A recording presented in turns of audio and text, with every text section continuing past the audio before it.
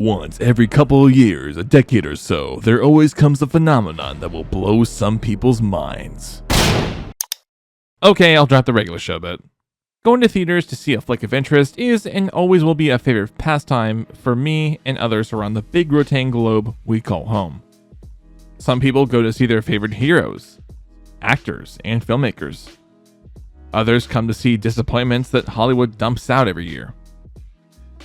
And then there are the rare moments when two similar films coexist in the same year or decade.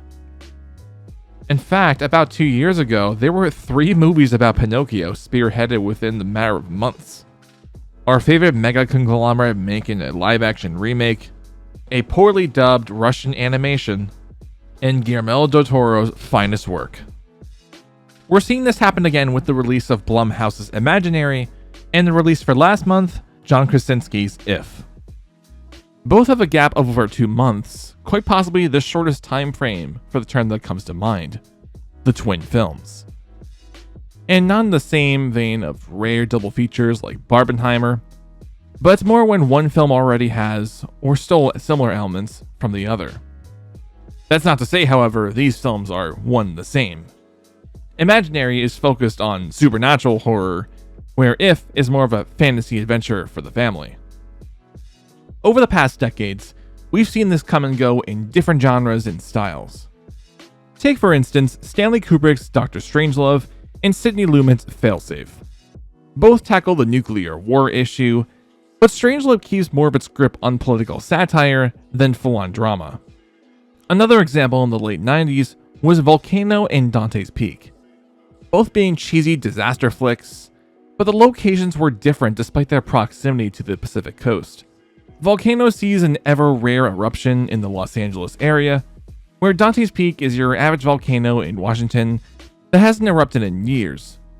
But both put it at a grand scale of destruction. Even the poster art for Volcano speaks this in volumes. 2013 saw the release of 2 films about the takeover of the US government, Olympus Has Fallen and White House Down.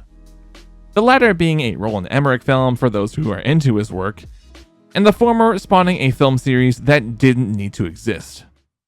When it comes to the side of animation, we can look no further than 2010's Despicable Me and Megamind, both animated by studios now owned by Universal, but couldn't be any more different outside of endings.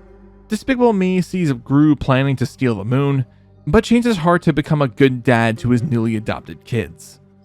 Megamind sees the titular villain have a chance ruling Metro City, but loses the willpower to continue without a worthy foe. But it's through training someone new that he may have a chance of the old times coming back. Ultimately, he decides he's happy with what he has after defeating them. Unfortunately, DreamWorks couldn't leave him and the Black Mamba behind, so they had to squeeze out a horrendous sequel.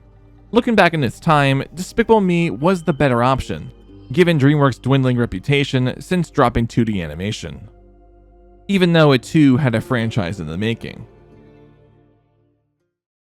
The bottom line is, you should be wary for some of the films you watch. If you see trailers for any of these twin films, listen to honest feedback.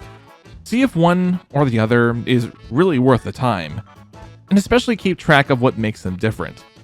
I'm not asking you to become the next Ebert and point out all the similarities and differences, but it's best to do some research before you reserve your next ticket.